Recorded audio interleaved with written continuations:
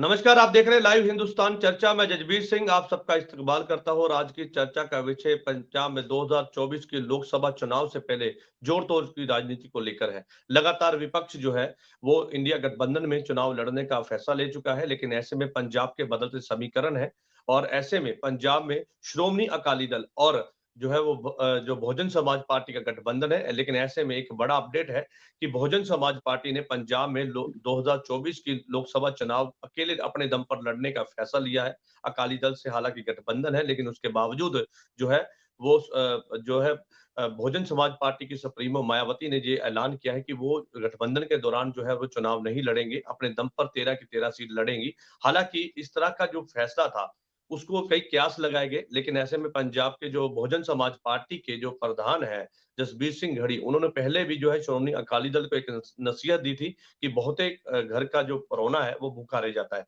तो ऐसे में कई जो है संकेत पहले मिलने शुरू हो चुके थे, लेकिन ऐसे में उसके बदलते समीकरण है, क्योंकि राजनीति में कुछ भी फिक्स नहीं होता, लगातार जोड़ तोड़ की राजनीति होती है। ऐसे में जैसे जैसे चुनाव नजदीक है वैसे ही बदलते समीकरण भी है। ऐसे में बीजेपी के खिलाफ जो है जो विपक्ष का इंडिया गठबंधन बनाया गया, जिसके तहत आम आदमी पार्टी और कांग्रेस ने भी जो है गठबंधन का हिस्सा बनकर चुनाव साथ में लड़ने का फैसला लिया। लेकिन पंजाब में उनका उनके अंदर भी कहीं ना कहीं मतभेद दिखाई दिया, जहां पर जो है आम आदमी पार्टी और जहां पर जो है जो कांग्रेस के जो है नेता है वो लगातार ये बात कहते आए कि अपने दम पर वो चुनाव लड़ेंगे। आप हालांकि अंतिम जो निर्णय है वो पार्टी हाईकमान का रहेगा, लेकिन ऐसे में पंजाब के जो अभी समीकरण है वो कहीं ना कहीं बदलते नजर आ रहे हैं। लेकिन 2024 के लोकसभा चुनाव से पहले इस तरह की जोड़ तोड़ की राजनीति और पंजाब के लोगों पर इसका क्या असर और राजनीति के लोगों पर इसका क्या प्रभाव रहेगा, उसको लेकर आज विशेष चर्चा है। इस चर्चा में विशेष पैनल हमारे साथ है। इस पैनल में हमारे साथ में भारतीय जनता पार्टी से हमारे साथ में हरिंदर सिंह कालो हमारे साथ है, और हमारे साथ में आम आदमी पार्टी से स्पोक्स पर्सन हमारे साथ में रमन चंदी जी हमारे साथ हैं। आप सभी मेहमानों का चर्चा में स्वागत है। और चर्चा की शुरुआत हरिंदर सिंह जी मैं आपसे करूंगा। एक तरफ ये चर्चा थी कि श्रोमणी अकाली दल और जो बीजेपी है एक बार फिर से गठबंधन में आ सकते हैं, लेकिन ऐसे में आपके द्वारा और अकाली दल ने भी इस बात की बिल्कुल क्लैरिटी दे दी कि हम गठबंधन में नहीं जाएंगे। लेकिन ऐसे में अब जो है समीकरण बदल रहे हैं, क्योंकि समीकरण ऐसे हैं कि ये कहा तो जाता है कि जो है राजनीति में कुछ फिक्स नहीं रहता, लेकिन जिस तरह से लगातार आए दिन नए नए जोड़ तोड़ की राजनीति के नए नए पहलू सामने आ रहे, तो उसको लेकर सवाल है और सवाल पूछना भी वाजिब हो जाता है। तो आप क्या कहेंगे? पहली बात कि जो है बहुजन समाज पार्टी ने अब ऐलान कर दिया कि वो अपने दम पर चुनाव लड़ेंगे, क्योंकि जब भी वो गठबंधन में चुनाव लड़ते हैं उन्हें उसका खामियाजा भुगतना पड़ता है, उन्हें जो है कहीं ना कहीं पीछे होना पड़ता है। तो इसी के चलते उन्होंने ये फैसला लिया। क्या कहेंगे? पहली रिएक्शन। देखिए जी, गठबंधन तो जब भी कोई इलेक्शन आती है गठबंधन बनते ही रहते हैं और बिगड़ते रहते हैं। जी। ये तो कोई बात नहीं है। ये तो आप पीछे चले जाए, आप लंबा समय पीछे चले जाए, कब से गठबंधन 1977 से गठबंधन बनते आ रहे हैं और तब भी गठबंधन बने बने जो गठबंधन वो टूटते भी रहे। जी। 7 में जो गठबंधन बना था उसमें 3-4 प्रधानमंत्री बने, लेकिन 5 साल पूरे नहीं हुए गठबंधन टूट गया। बाद में मनमोहन सिंह जी की सरकार बनी, नरसिम्हा राव जी की बनी, उसमें भी गठबंधन बने। लेकिन हुआ क्या, वो जो गठबंधन की राजनीति में जो गठबंधन वाले थे उन्होंने ब्लैकमेल करना शुरू कर दिया और मनमोहन सिंह जी जिनको सभी बहुत सत्कार देते थे वो उनको चेक नहीं कर पाए। कितने घोटाले बाद में निकले, कहीं कहीं 2G स्कैम निकला, कभी कॉमनवेल्थ निकला, कभी कोल स्मैक, लेकिन वो उनके ऊपर एक्शन नहीं ले रहे थे। ले पा नहीं रहे थे क्योंकि वो आगे से ब्लैकमेल करते थे कि सरकार तोड़ देंगे। सो अजय, ऐसे हालात में तो नौबत यहां तक पहुंच गई थी कि जब मनमोहन सिंह जी ने न्यूक्लियर डील अमेरिका के साथ करने की कोशिश की तो उनको रोक दिया गया। अल्टीमेटली उन्होंने थ्रेट किया कि अच्छा भाई मैं इस्तीफा देता हूं तो आप अपनी सरकार चला लो, तब जाकर के उनको ये अलाउ किया गया। सो गठबंधन में एक जो प्रेशर की राजनीति है वो गठबंधन को चलने नहीं देती। अब भी हम देख रहे हैं इंडिया गठबंधन जो बना हुआ है उसमें इन्होंने बना तो लिया, बैठ गए, इंडिया नाम भी दे दिया। अब सब लोग अपनी अपनी बोली बोल रहे हैं। ममता बनर्जी बोल रही हैं कि भाई आप कलकत्ते की तरफ तो देखना बंद कर दो। अखिलेश जी कह रहे हैं कि पहले मेरे से बात करोगे तो फिर आपकी यात्रा का स्वागत करूंगा। नीतीश जी अपनी जगह पे नाराज बैठे हैं कि मैं जो बनना चाहता था आपने मुझे बनाया नहीं। लेकिन कालू साहब, आपने लंबा समय गुजारा है, एक एक पहलू आप समझते हैं। क्या ये माना जाए कि अगर बहुजन समाज पार्टी ने ऐलान किया है तो रिश्ते में अगर खटास है या रिश्ता टूट रहा है, तो आपका और अकाली दल का, यानी कि सीधे तौर पर कहें भारतीय जनता पार्टी और अकाली दल का गठबंधन का रास्ता खुल गया है? नहीं, ऐसी बात नहीं है। हमारा गठबंधन ना तो उसमें आपका कोई रोल था ना है, क्यों इन्होंने जो अपना गठबंधन किया वो अपना किया, हमने तो गठबंधन तोड़ा नहीं कोई भी। या तो कि हमने गठबंधन तोड़ा हो, हमने तो आज तक जिसको साथ लिया उसको हमने नहीं तोड़ा, अपने आप को छोड़ के चला गया। उसकी उसकी इच्छा पे डिपेंड करता है, वो क्या चाहता है, उसको कोई कुछ और दिखा होगा उसके पीछे चला गया, लेकिन चलिए, हमने ये नहीं आपने तोड़ा। बहुत बड़ी बात कह दी कि हमने रिश्ता नहीं तोड़ा है और जिन्होंने हाँ, रिश्ता तोड़ा है वो अपनी मर्जी से तोड़ के गए हैं। चलिए, इस पे हाँ। मैं वापस लौटूंगा। रमन चंदी जी हमारे साथ हैं, आम आदमी पार्टी से। चंदी साहब, कैसे देखते हैं? आपने सीधे तौर पर सुना, कालू साहब ने बहुत ही स्पष्ट तरीके के साथ अपनी बात बिल्कुल क्लैरिटी के साथ रखी, ईमानदारी के साथ रखी। और एक बात ये भी है कि इंडिया गठबंधन जिसको लेकर लगातार चर्चाएं थी कि सीट शेयरिंग को लेकर भी कई ऐसी बातें सामने आई। हालांकि कई जगह पे आपका गठबंधन के तहत आपने सीट शेयरिंग की बात रखी हुई भी, लेकिन ऐसे में पंजाब के अलग समीकरण है। पंजाब में अलग एक पॉलिटिक्स जो है वो कहीं ना कहीं है, जो सभी लोग महसूस कर रहे हैं कि आखिर आने वाले समय में पंजाब के समीकरण रहेंगे क्या? क्या गठबंधन के दौरान चुनाव होगा? क्या अलग अलग चुनाव लड़े जाएंगे? और क्या जिस तरह से लगातार जोड़ तोड़ की राजनीति है, क्या उसके प्रभाव क्या रहेगा? क्योंकि लोग जानना चाहते हैं कि आखिर आने वाले समय में क्या दृश्य देखने को मिलेगा 2024 के लोकसभा चुनाव में? जी धन्यवाद जजवीर जी। देखिए, गठबंधन से पहले मैं एक बात जरूर कहना चाहता हूं कि कोई भी सरकार हो, उसका मूल्यांकन जो होता है वो 5 बिंदुओं पर हमेशा केंद्रित रहता है। वो सबसे पहली बात है राष्ट्रीय सुरक्षा, नंबर 2 पर है आर्थिक विकास, नंबर 3 पर है सांप्रदायिक सद्भाव, संस्थाओं की स्वायत्ता और अंतर्राष्ट्रीय कूटनीति। इन पांचों बिंदुओं पर अगर सरकार सही चलती है तो देश के लोग कभी भी जोड़ तोड़ की या नेता जितने भी गठबंधन बन जाएं तो वो सब फेल हो जाते हैं। लेकिन इसके उल्ट आज की डेट में देश की जो मौजूदा स्थिति है उसमें बीजेपी हर फ्रंट पर फेल हुई है। किसी पॉइंट को भी आप उठाकर देख लीजिए। अगर हम देश की राष्ट्रीय सुरक्षा की बात करते हैं तो आप उठाकर देखिए कि अडानी ग्रुप के पास 45% पोरबंदर जितनी भी राष्ट्रीय सुरक्षा से जुड़ी जितनी भी स्थिति है वो सारी उसके पास प्राइवेट तौर पर दे दी गई है।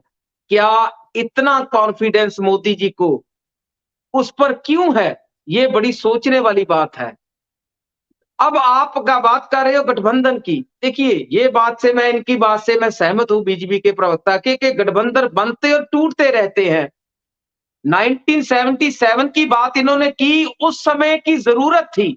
ये समय की डिमांड है। ये आज के समय की डिमांड है कि देश की सुरक्षा के लिए, हमारे अच्छे लोकतंत्र के लिए, हमारे संविधान को बचाने के लिए अगर बीजेपी इस तरह से डिक्टेटरशिप के साथ ना चलती तो हो सकता है कि गठबंधन ना होते, ये पार्टियां अपनी अपनी ताकत से इलेक्शन लड़ती। लेकिन जिस तरह से सबसे पहले बीजेपी ने गोवा में, उसके बाद महाराष्ट्र में, चुनौती कैसे मानते हैं चंदी साहब? चुनौती कैसे मानते हैं? क्या बहुजन समाज पार्टी और अकाली दल का जो गठबंधन है उसके तहत अगर चुनाव लड़ते हैं तो कितनी चुनौती है? क्योंकि ये एक ऐसा सवाल है जिसका जवाब भी शायद आपको देना मुश्किल होगा। क्या अगर अकाली दल भारतीय जनता पार्टी से गठबंधन में चलते हैं, उस गठबंधन के दौरान चुनाव लड़ते हैं, तो चुनौती किसको मानते हैं? अभी बीजेपी के प्रवक्ता ने बोला, जब अकाली दल का आपने नाम लिया, कि ये न गठबंधन हमने नहीं तोड़ा, उन्होंने तोड़ दिया।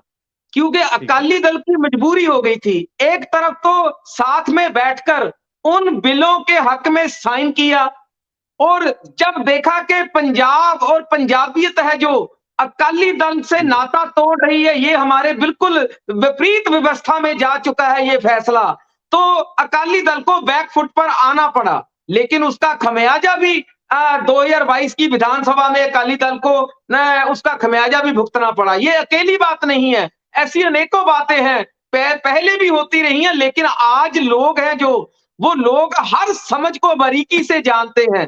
पहले वोट डलता था किसी के कहने पर, किसी के संबंध से, किसी रिश्तेदार के कहने पर, या कोई अपने धड़ेस के साथ जुड़ा हुआ था। लेकिन आज जो परसेंटेज है वोट की, वो आगे पहले से लोग इतने सचेत हो चुके हैं कि सोच समझकर वोट डालते हैं, नंबर एक। नंबर दो, आने वाले समय में अकाली दल और बीजेपी, बीजेपी की पंजाब में लड़ाई क्या है? बीजेपी की पंजाब में सबसे बड़ी लड़ाई यही है कि हमारा जो गठबंधन पिछले 25 साल से अकाली दल के साथ था, वो सिर्फ और सिर्फ एक नाम मात्र ही था, लेकिन हम चाहते हैं बराबर की भागीदारी। यही लड़ाई है कि बड़ा छोटा भाई कहने की वजह से हम एक बराबर के भागीदारी में आए, ताकि हमें मुख्यमंत्री या डिप्टी मुख्यमंत्री की कुर्सी है जो हासिल हो। और अपने आने वाले समय में देखिए, पहले बीजेपी ने अकाली दल और कांग्रेस के जितने भी बड़े नेता थे, उनको उठाकर अपनी एक ताकत दिखाने की जरूरत, आपने कोशिश की पंजाब में, लेकिन ग्राउंड जो स्थिति है वो ऐसी नहीं है। सो यही बात है कि मायावती जी ने इनको बांधकर, आज तक देखिए पंजाब के बसपा के प्रधान गढ़ी जी ने अगर बयान दिया तो कुछ सोच समझ कर ही दिया होगा ना, कि हमें जब से लोकसभा इलेक्शन का विगल बजा है, ना तो कोई अकाली दल ने मीटिंग ही की, ना हमें कभी बुलाया, ना ही कभी कॉल की। तो इसका मतलब है कि अकाली दल ये चाहता है कि हमसे हम अगर ना कहे तो, अगर बहुजन समाज पार्टी हमसे कहने से पहले हमारे से दूर चली जाए तो वो अच्छा रहेगा। क्योंकि राजनीति, कूटनीति जो होती है, कहने और कहलवाने की, ये बड़े मायने रखती है। चलिए, मैं इस बात से भी सहमत हूँ, क्योंकि राजनीति में ये कहा जाता है कि अगर किसी भी तरह के समीकरण को लेकर कोई या गठबंधन की बात करें या किसी और तरह की बात करें, तो चारे दरवाजे खुले रहते हैं, कोई दरवाजा बंद नहीं होता है, कभी भी कुछ भी हो सकता है। और कोई भी समीकरण के तहत वो किसी भी तरह से जो है चुनाव जो है एक साथ लड़ने का फैसला भी लिया जाता है, क्योंकि अंतिम समय में कई तरह के बदलाव देखने को मिलते हैं। लोग जो है वो समझदार है, और जैसे आपने बताया कि एक एक पहलू समझते हैं, लेकिन आज की जो जनरेशन है वो लगातार ये बात को लेकर सवाल खड़े करती है कि जिस पॉलिटिशियन को हम मानते हैं और जिनको हमने चुनाव की एक जिम्मेदारी दे दी है, जिनको हम जिता के विधानसभा, लोकसभा, राज्यसभा में भेजते हैं, और वो लोग जो है वो अगर उनकी जवाबदेही बनती है, लोग सवाल पूछते हैं, और मुझे लगता है सवालों के जवाब भी देने जो है कहीं ना कहीं लाजमी हो जाने चाहिए। चलिए ठीक है, हमारे साथ में हरिंदर सिंह कालो हमारे साथ है, उनका रुख करूंगा। कालो साहब, एक चीज तो बिल्कुल क्लियर है कि सब कुछ ठीक-ठाक नहीं है। हम भाजपा की बीएसपी की बात करें, तो उस पर भी कहीं न कहीं गठबंधन में अभी जो है कहीं न कहीं तड़ेल जो है वो सामने आ रही है, टकराव की स्थिति भी हो सकती है। लेकिन ऐसे में इंडिया गठबंधन, जिसको लेकर लगातार चर्चाएँ थी कि इंडिया गठबंधन की निगाहें हैं जो है भारतीय जनता पार्टी और अकाली दल के गठबंधन को लेकर, क्या कहेंगे? देखो जी, कहने के लिए तो बहुत कुछ है। अभी इन्होंने, चंदी जी ने बहुत खुल के बात की। मैं ये कहना चाहता हूं कि चंदी जी ये बताएं कि इन्होंने इलेक्शन पंजाब में किसके खिलाफ लड़ी थी? कांग्रेस के खिलाफ लड़ी थी ना। और कांग्रेस के खिलाफ इलेक्शन में इन्होंने जो कुछ भी कहा, लोगों ने इनको बड़ा मैंडेट दिया। अब उसी कांग्रेस से जब ये समझौता करेंगे तो वो लोग क्या बोलेंगे? क्या उन लोगों के साथ विश्वासघात नहीं है? जिनकी वोट हमने कांग्रेस के खिलाफ बोल करके, कांग्रेस के खिलाफ लड़ करके ली थी, अब उसी कांग्रेस से हम समझौता कर रहे हैं, तो ये क्या है? नहीं, लेकिन उसमें भी तो तय नहीं है ना, पंजाब में क्या इलेक्शन जो है वो इंडिया गठबंधन के दौरान आम आदमी पार्टी और कांग्रेस लड़ेगी, उसमें भी तो अभी क्लैरिटी नहीं है ना। उसमें तो दोनों ही तरफों से ये कह दिया गया कि हम 13 की 13 सीटों पर जो लड़ेंगे चुनाव। एक कह दिया, लेकिन बार बार मीटिंगें किस वजह से हो रही हैं? मीटिंगें करने का क्या चक्कर है? क्या चाय पीने जाते हैं हम? ये नहीं बात है। चल रहा है सब कुछ, चाहते हैं, इसमें कोई शक नहीं है। और ये करें गठजोड़, इनके गठजोड़ का हमें फायदा ही होगा, नुकसान नहीं होगा। हम किसी से टकराव की राजनीति लेनी नहीं चाहते। रे दूसरी बात ये कहते हैं जी मोदी जी ने ये किया, मोदी जी ने जितना विकास किया है वो कम है। अडानी की बात करते हैं, दिल्ली में अडानी का बिजली घर लगा हुआ, वहां से बिजली नहीं लेते, वो छोड़ दे बिजली। अडानी इतना इनको चुभता है तो अरे समय की बात है। पहले टाटा बिरला काम करते थे, अब अबानी अडानी करते हैं आगे होकर के, तो उसमें पैसा कहाँ लगता है? इंडिया में ही लगता है ना, वो किसी दूसरे कंट्री में तो नहीं लेके जाते। अगर बाहर के कंट्री की कोई आकर के कंपनी यहाँ काम करेगी, वो पैसा कहाँ लेके जाएगी? जितने भी सौदे, जितनी भी डील्स हुई है, उसमें एक कंडीशन होती है मोदी जी की कि अगर हम आपको 100 करोड़ का काम दे रहे हैं तो उसमें से 60 करोड़ जो है इंडिया में लगना चाहिए। इंडिया में लगना चाहिए का मतलब क्या है कि कालू साहब आपने डील की बात की और चंदी जी ने अभी संकेत दिए कि आपकी पहले अकाली दल के साथ में डील नहीं थी, अच्छे तरीके के साथ डील नहीं थी, जिसके चलते ये गठबंधन टूटा है, क्योंकि आपकी डिमांड थी कि हम जो है 50-50 के जो पार्टनर रहेंगे। लेकिन ऐसे में जो डील थी वो इस वजह से क्रैक हुई है क्योंकि उस डील के अंदर कहीं ना कहीं आपसी सहमति नहीं थी। हमारी कोई ऐसी डील नहीं थी। हमने तो मेजॉरिटी होने के बावजूद उनको मिनिस्ट्री दी, पूरा इज्जत दिया, सब कुछ दिया। हमने तो उनको कोई मजबूर नहीं किया किसी बात के लिए। अगर उन्होंने छोड़ा भी तो हमने तो कोई ये अपने साथियों की तरह उनको पकड़ के अंदर नहीं दिया है? हमने तो आप इज्जत करते हैं, सब पार्टियों की इज्जत करते हैं, जो देश के हित में काम करते हैं हम सबकी इज्जत करते हैं, करते रहेंगे। हम चाहते हैं कि जिस तेजी से इंडिया विकास कर रहा है, भारत विकास कर रहा है और दुनिया की 5वीं बड़ी आर्थिक पावर बना है, इससे आगे बढ़े और सारे मिलकर के इसमें अपना अपना योगदान डालें। हमें किसी से टकराव से क्या लेना देना है? हम चलिए, तो टकराव में नहीं जाना है, ये भारतीय जनता पार्टी ने कहा है, लेकिन ऐसे में टकराव की स्थिति कहीं ना कहीं वो देखने को जब मिलती है तो सवाल भी खड़े होते हैं। हमारे साथ में रमन चंदी जी हमारे साथ है, आम आदमी पार्टी। चंदी साहब, जो बहुजन समाज पार्टी है और एक दलित समाज है, वो पंजाब में अच्छी पकड़ रखता है। 33% जो वोट बैंक है उनका है। ये इससे भी कहीं जो है मुंह नहीं फेरा जा सकता। तो आपको नहीं लगता कि अगर इस तरह से गठबंधन टूटे और अगर बीएसपी अपने दम पर चुनाव लड़े तो सीधे तौर पर इसका प्रभाव जो है वो कहीं ना कहीं पंजाब के लोग सीधे तौर पे कहें तो आपके इंडिया गठबंधन पे पड़ेगा? देखिए, ये बात आपकी सही है कि यूपी बिहार के बाद सबसे ज्यादा वोट परसेंटेज जो है शेड्यूल कास्ट की पंजाब में है और पंजाब में 33% बहुत बड़ा आंकड़ा होता है। और उसके अलावा दोआबा क्षेत्र जो है, दोआबा एरिया है, जो है बेल्ट है, उसमें सबसे ज्यादा प्रभाव बहुजन समाज पार्टी का है। लेकिन अगर आज पंजाब में बहुजन समाज पार्टी अकेले अपने दम पर इलेक्शन लड़ती है तो इसका गठबंधन हो या हम अकेले लड़ें, इसका फायदा विरोधी पार्टियों को नहीं, हमें होगा, क्योंकि उसका जो वोट शेयर है बढ़ जाएगा। नंबर 1। नंबर 2, देखिए जिस तरह से बीजेपी के प्रवक्ता बात करते हैं, मैं एक बात बता देता हूं, एक पंजाबी में कहावत है, पंजाबी में ही बोलूंगा मैं उसको कि जेकर असी मारिए तो ठोले और ये तुसी मारो तो पोले। सो गल ये है कि इन बातों को लेकर जब कोई राजनीतिक बात होती है तो उसका जो रिजल्ट निकलता है वो उसके बिल्कुल विपरीत होता है, चाहे वो कहने के लिए हो, चाहे वो सुनने समझने के लिए हो। यही बात देखिए, अगर बीजेपी के प्रवक्ता को ये भी बात बता देनी चाहिए कि लोग सब कुछ क्यों समझते हैं। मोदी जी ने हर स्टेट से, चाहे वो लोकसभा की इलेक्शन हो या फिर किसी राज्य की स्टेट अपने विधानसभा की इलेक्शन हो, हेमंत बिश्व शर्मा, नारायण राणे, मुल्क राय, शुभेंदु अधिकारी, ऐसे अनेकों नाम और हैं जिनके खिलाफ हजारों करोड़ रुपए के करप्शन के चार्ज लगे और उनके खिलाफ कार्रवाई की। लेकिन उसके विपरीत जब वो बीजेपी ज्वाइन कर जाते हैं तो वो उनको क्लीन चिट दे दी जाती है।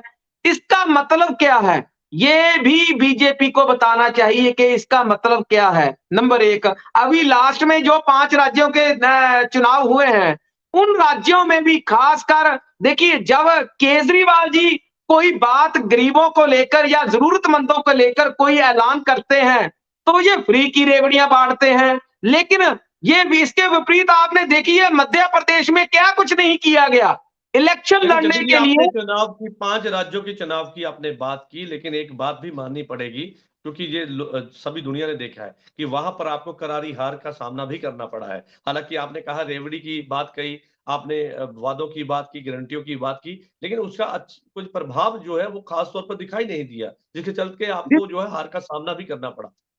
जी बिल्कुल, मैं इस बात से बिल्कुल कतई भी असहमत नहीं हूं।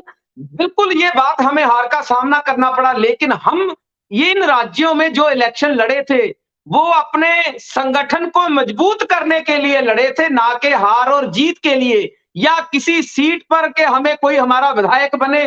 क्योंकि हम एक देखिए प्रोग्रेसिव पार्टी है आज की डेट में पूरे देश में। जिस तरह से हम अपने पांव पसार रहे हैं, सबसे पहले हमारा काम है कि ग्राउंड लेवल पर नीचे से मजबूती की जाए। अगर जड़ें मजबूत होगी तो आने वाले समय में पार्टी भी मजबूत होगी। अगर जिस तरह से पंजाब में बीजेपी ने अपने पैर पसारे हैं, तो वो ग्राउंड लेवल पर नहीं है। वो आने वाले समय में आपको देखेंगे कि वो जो नेता हैं अब आने वाले समय में अपनी अपनी पार्टी में वापसी करेंगे। चलिए, पंजाब में अपनी जड़ें और बाकी के प्रदेशों में भी अपनी जड़ें जो है वो आम आदमी जो है वो लगातार फैलाना चाहती है, मजबूत करना चाहती है, जिसके चलते कई दावे वादे किए जाते हैं। लेकिन ऐसे में सवाल भी उठते हैं, क्योंकि जिस तरह के समीकरण है और 2024 के लोकसभा चुनाव से पहले रोज जोड़ तोड़ की राजनीति, हालांकि कई तरह के जो है वो पहलू भी सामने आए, कई तरह के पक्षों के अलग अलग बयानबाजी नजर आई, लेकिन ऐसे में उसका असर कहीं ना कहीं भी बढ़ता हुआ नजर आया, क्योंकि समीकरण जो है वो दिन प्रतिदिन जो है वो बदलते नजर आ रहे हैं। राजनेता लोग जो है वो लगातार बयानबाजी करते हैं, और ऐसे में पंजाब जो एक सेकुलर जो स्टेट मानी जाती है, जिसकी अपने कई इश्यूज हैं, जिसको लेकर कई पार्टियां जो है वो, ये सभी पार्टियां तकरीबन जो है वो अपने अपने दावे और अपने अपने वादे करती हैं। लेकिन ऐसे में पंजाब में 33% जो है वो दलित समाज से जो है वो वोट बैंक है। तो ऐसे में सभी पार्टियां उसको कैश करने की कोशिश में है। लेकिन ऐसे में जिनके पास गठबंधन है, वो उस गठबंधन में घुटन महसूस कर रहे हैं, और ऐसे में इस गठबंधन की जो घुटन है, उसकी महसूसता जो है वो सीधे तौर पर मायावती, जो कि बहुजन समाज पार्टी की सुप्रीमो है, उन्होंने दे दी। उन्होंने ये बात कह दी कि अब जो है गठबंधन के दौरान वो चुनाव नहीं लड़ेंगे, जबकि पंजाब में वो गठबंधन में है और विधानसभा चुनाव उन्होंने गठबंधन में लड़ा है। लेकिन ऐसे में अब वो ये बात कहते नजर आए कि हम जो है गठबंधन के दौरान चुनाव नहीं लड़ेंगे, क्योंकि उसका खामियाजा हमें भुगतना पड़ता है। कालो साहब, एक बात मैं जानना चाहूंगा कि 33% बहुत बड़ा एक वोट बैंक होता है। तो ऐसे में जैसे मैंने पहले कहा कि सभी जो है वो पार्टियां चाहेंगी कि उसको कैश कराया जाए। तो ऐसे में आपको क्या लगता है कि अगर ये गठबंधन टूटता है, क्योंकि अभी तक इस बात के संकेत तो मिल चुके हैं कि ये गठबंधन अब बचा नहीं है, टूट चुका है, लेकिन अभी पुष्टि जो है वो सीधे तौर पर अधिकारी या ये कह दिया जाए कि अभी उसका स्पष्टीकरण होना भी बाकी है। तो आपको क्या लगता है कि आगे क्या रास्ते क्या होने वाले हैं? क्या जिस तरह से ये भी कहा जाता था कि इंडिया गठबंधन भी बड़ा प्रदर्शन करेगा, और जो है वो जो है बीजेपी के खिलाफ जो विपक्ष ने बड़ा एक सभी पार्टियों ने मिलकर जो ये गठबंधन बनाया है, तो उस इसलिए बनाया है कि आप जो है वो सीधे तौर पर हराना उनका मकसद है। तो आपको क्या लगता है, पंजाब की हम बात करें तो पंजाब में कैसा रहने वाला है? क्योंकि ये बात बार-बार सामने आती है कि पंजाब में अलग-अलग तरह के जो है धर्मों के लोग भी रहते हैं। लेकिन ऐसे में जिस तरह से जोड़-तोड़ हो रहा है, कुछ कई जगह पे ऐसा देखने को मिलता है जहाँ पर हिंदू तत्व को आगे रख के चुनाव लड़े जाते हैं, मजहब को रख के लड़े जाते हैं। सेकुलरिज्म पंजाब में जो है सीधे तौर पे है। तो ऐसे में पंजाब की नब्ज आप जानते हैं, क्योंकि आप पंजाब से ही हैं, तो आपको क्या लगता है कि पंजाब में आगे के जो रास्ते हैं वो क्या रहेंगे? ਜਸਵੀਰ ਜੀ ਦੇਖੋ, ਜਿੱਦਾਂ ਕਿਹਾ ਵੀ ਇੱਕ ਪੰਜਾਬੀ ਦੀ ਕਹਾਵਤ ਆ ਵੀ ਸਰਕਾਰਾਂ ਦਾ ਕੰਮਕਾਰ ਉਹਨਾਂ ਦੀ ਕਹਿਣੀ ਤੇ ਕਰਨੀ ਤੋਂ ਪਛਾਣਿਆ ਜਾਂਦਾ। जी। ਇਹ ਮੇਰੇ ਵੀਰ ਨੇ ਗੱਲਾਂ ਤੇ ਕਹੀਆਂ ਆ ਵੀ ਜਦੋਂ ਇਲੈਕਸ਼ਨ ਤੋਂ ਪਹਿਲਾਂ ਕੇਜਰੀਵਾਲ ਜੀ ਕਹਿੰਦੇ ਸੀ ਮੈਂ ਹਿਸਾਬ ਲਾ ਲਿਆ 54,000 ਕਰੋੜ ਰੁਪਈਆ ਸਾਡੇ ਕੋਲ ਸਰਪਲਸ ਆ, ਅਸੀਂ ਜਿੰਨੇ ਵਾਅਦੇ ਕੀਤੇ ਆ ਪੰਜਾਬ ਦੇ ਸਾਰੇ ਵਾਅਦੇ ਪੂਰੇ ਕਰਾਂਗੇ। ਜੀ। ਕੀ ਉਹ ਵਾਅਦੇ ਹੋਏ? ਇਹਨਾਂ ਕਿਹਾ ਸੀ ਆਉਂਦਿਆਂ ਹੀ ਅਸੀਂ ਕੱਚੇ ਮੁਲਾਜ਼ਮਾਂ ਨੂੰ ਪੱਕੇ ਕਰ ਦਿਆਂਗੇ, ਪਹਿਲਾ ਹਰਾ ਪੈਨ ਉੱਥੇ ਚੱਲੂਗਾ। ਹੋਏ? ਨਹੀਂ ਹੋਏ। ਪੰਜਾਬ ਦੇ ਉੱਤੇ ਕਰਜ਼ਾ ਦਿਨੋਂ ਦਿਨ ਕਿੰਨਾ ਚੜਿਆ। ਇਹਨਾਂ 5 ਰਾਜਾਂ ਦੇ ਵਿੱਚ ਚੋਣ ਲੜੀ ਤੇ ਕਿੰਨੇ ਕਰੋੜ ਰੁਪਈਆ ਪੰਜਾਬ ਦਾ ਇਹਨਾਂ ਨੇ ਹਵਾਈ ਜਹਾਜ਼ਾਂ ਦੇ ਵਿੱਚ ਖਰਚ ਕਰਤਾ, ਲੋਕਾਂ ਨੂੰ ਪਤਾ ਨਹੀਂ। ਲੋਕ ਸਭ ਜਾਣਦੇ ਆ। ਜਦ ਕਿ ਬੀਜੇਪੀ ਨੇ, ਇਹਨਾਂ ਨੇ 2 ਰੁਪਏ ਕਿਲੋ ਕਣਕ ਮਿਲਦੀ ਸੀ ਵੰਡਦੇ ਸੀਗੇ, ਉਹ ਬੰਦ ਕਰਤੀ। ਜਿਹੜਾ ਬੀਜੇਪੀ ਦੀ ਫ੍ਰੀ ਗਰੀਬਾਂ ਨੂੰ ਕਣਕ ਮਿਲਦੀ ਉਹ ਅੱਜ ਵੀ ਮਿਲਦੀ ਹੈ। ਸੋ ਕਹਿਣ ਦਾ ਮਤਲਬ ਹੈ ਵੀ ਬੀਜੇਪੀ ਨੇ ਕੰਮ ਗਰਾਊਂਡ ਲੈਵਲ ਤੇ ਕੀਤਾ। ਅਸੀਂ ਦਲਿਤਾਂ ਦੇ ਵਿੱਚ ਵੀ ਕੰਮ ਕੀਤਾ ਵਾ। ਦਲਿਤ ਭਾਈਚਾਰਾ ਸਾਡੇ ਨਾਲ ਵੱਡੀ ਗਿਣਤੀ ਸਾਡੇ ਨਾਲ ਆ। ਉਹਨਾਂ ਨੂੰ ਬੀਜੇਪੀ ਦੇ ਉਸ ਮੋਦੀ ਸਾਹਿਬ ਦੇ ਇਸ ਨਿਯਮ ਦੇ ਉੱਤੇ ਕਿ ਸਭ ਕਾ ਸਾਥ ਸਭ ਕਾ ਵਿਕਾਸ ਸਭ ਕਾ ਵਿਸ਼ਵਾਸ ਦੇ ਉੱਤੇ ਅਤਬਾਰ ਆ, ਔਰ ਸਾਨੂੰ ਹੰਗਾਰਾ ਉਸਦਾ ਮਿਲਦਾ। ਅਸੀਂ ਐਸੀ ਗੱਲ ਨਹੀਂ, ਅਸੀਂ ਪਿਛਲੀਆਂ ਇਲੈਕਸ਼ਨਾਂ ਇਕੱਲੇ ਲੜੀਆਂ 75 ਸੀਟਾਂ ਤੇ ਲੜੀਆਂ, ਥੋੜੀ ਵੋਟ ਪਈ ਬਹੁਤੀ ਪਈ। ਸਾਡੇ ਉਹਦੇ ਵਿੱਚ ਜੇ 2 ਜਿੱਤੇ ਤੇ 15 ਸਾਡੇ ਕੈਂਡੀਡੇਟ ਦੂਸਰੇ ਨੰਬਰ ਤੇ ਆਏ, ਤੇ ਉਹਦੇ ਨਾਲੋਂ ਅਸੀਂ ਉਸ ਵੇਲੇ ਸਾਡਾ ਵਿਰੋਧ ਕਿੰਨਾ ਸੀਗਾ। ਉਸ ਵਿਰੋਧ ਦੇ ਬਾਵਜੂਦ ਅਸੀਂ 17 ਤੁਸੀਂ ਕਹਿ ਸਕਦੇ ਆ ਹਲਕਿਆਂ ਦੇ ਵਿੱਚ ਸਾਡੀ ਪੂਰੀ ਮਜ਼ਬੂਤੀ ਜਿਹੜੀ ਆ ਉਜਾਰ ਹੋਈ।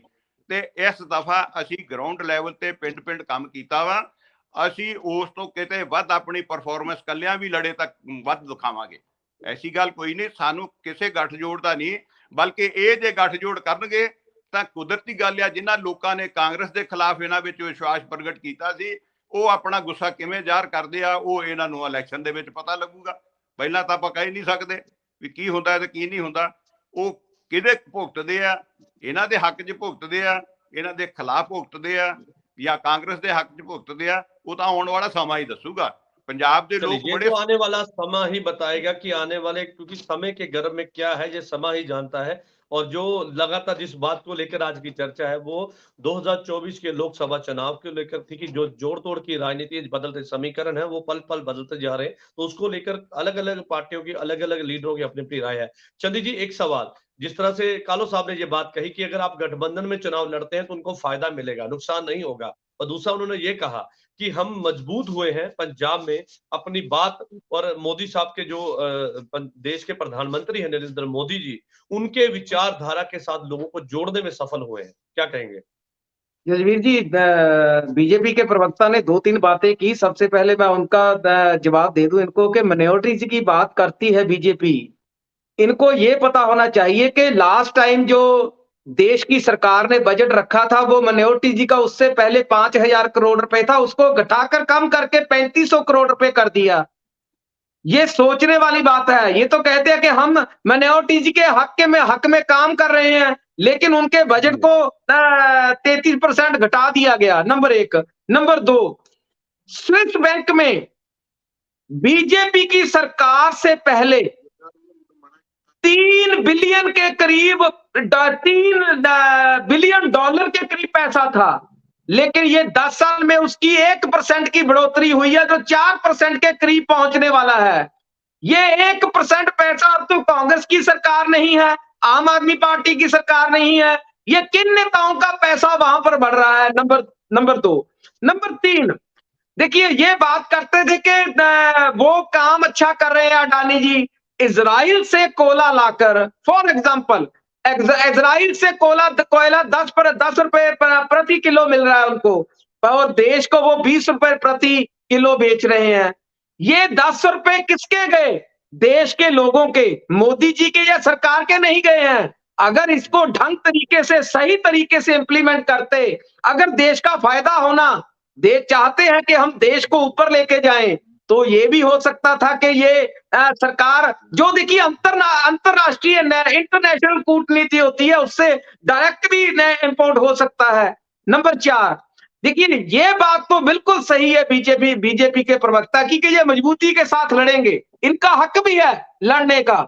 लेकिन पंजाब में देखिए, जिस बीजेपी के नेता के मुंह से 700 किसानों की शहादत के उनको नमन करने के लिए 4 शब्द नहीं निकले, वहां पर मजबूत कैसे होगी बीजेपी? ये बताएं मुझे। कैसे, किस ढंग से पंजाब को क्या कुछ दिया आज तक किसानों के लिए? इन्होंने देखिए 2014 से आज तक हर स्टेज पर ये कहते हैं कि हम MSP लागू करेंगे, लेकिन क्यों? या SYL का मुद्दा लगा लीजिए, SYL का मुद्दा 4 साल से शून्य पर था। आज लोकसभा के इलेक्शन नजदीक आ गए हैं तो उसको हाइप दे दी गई। ये सारा कुछ किस लिए करते हैं? सिर्फ सोड़ी सियासत और किसानों को बांटने के लिए। एक बात मैं जरूर बीजेपी के प्रवक्ता से पूछना चाहता हूं कि आप ये पहले इन बातों पर तो ध्यान दीजिए कि पंजाब जो पहले था वो आज क्यों नहीं है। आपके 2 विधायक जो अभी आप बता रहे थे चुने गए हैं, तो पंजाब की विधानसभा में जब चंडीगढ़ का मुद्दा आया या SYL का मुद्दा आया, तो दोनों विधायक आपकी पार्टी के कहने पर वॉकआउट कर जाते हैं। वो पंजाब के हित में नहीं रुकते हैं, तो क्यों आपको पंजाबी वोट देंगे? ये सोचने वाली बात है। चलिए वो आने वाले समय के गर्भ में है, लेकिन ऐसे में सभी दावे वादे भी करते हैं, क्योंकि राजनीतिक पार्टी लगातार इस बात को लेकर ये दावे करते हैं कि वो जीत हासिल करेंगे, लेकिन ये लोगों के ऊपर है कि किसके साथ में जाना है, किसके खिलाफ जाना है। और जो पंजाब में लगातार इस बात को लेकर जो थे कि पंजाब में जो गठबंधन के दौरान अगर हम बात करें कांग्रेस की या आम आदमी पार्टी की, वो इंडिया गठबंधन में चुनाव लड़ेंगे। लेकिन अब जो है एक विकल्प ये खुल चुका है कि क्या अकाली दल जो है वो बहुजन समाज पार्टी के साथ चुनाव लड़ेगी, मिलकर चुनाव लड़ेगी, या फिर वो जो है वो सीधे तौर पे कहें तो बीजेपी के साथ में चुनाव लड़ने के लिए जो है वो अपना रास्ता जो है कहीं न कहीं तराश रही है। क्योंकि जो संकेत सामने आए, उन संकेतों के मुताबिक जो है वो अकाली दल और जो बहुजन समाज पार्टी का जो गठबंधन है, वो ठीक-ठाक नहीं चल रहा है, जिसके चलते इस तरह की बयानबाज़ी सामने आई। और जो बहुजन समाज पार्टी की सुप्रीमो है, मायावती, उन्होंने ये साफ कहा है कि वो गठबंधन के दौरान चुनाव नहीं लड़ेंगे, लेकिन आने वाले समय में क्या समीकरण रहेंगे पंजाब में, और पंजाब की जो एक जिस तरह से ये कहा जाता है कि पंजाब सेक्युलर जो है सोच रखता है, तो ऐसे में इस तरह से किस तरह से पंजाब के जो समीकरण रहने वाले हैं, चुनाव से पहले जोड़-तोड़ की राजनीति है और उसके दरमियान सभी पार्टियां जो है वो एक-दूसरे को जो है कहीं न कहीं जो है नीचा दिखाने के लिए और अपनी वोट बैंक को स्ट्रॉन्ग करने के लिए लगातार प्रयास कर रही है। लेकिन पंजाब में एक चीज़ को ये भी मानना पड़ेगा कि पंजाब में 33% जो है दलित समाज से जो है वोट है, और उसको कैच करने के लिए सभी राजनीतिक पार्टियां एड़ी-चोटी का जोड़ लगाएंगी। लेकिन ऐसे में जो अभी के समीकरण है और जिस तरह से ये बयानबाजी सामने आई कि अब जो है बहुजन समाज पार्टी अपने दम पर चुनाव लड़ेगी, तो इससे कई विकल्प खुले हैं और उस विकल्प के तहत अब कई सवाल भी हैं। हालाँकि इस सवालों के जो जवाब है, वो आने वाले समय के गर्भ में है।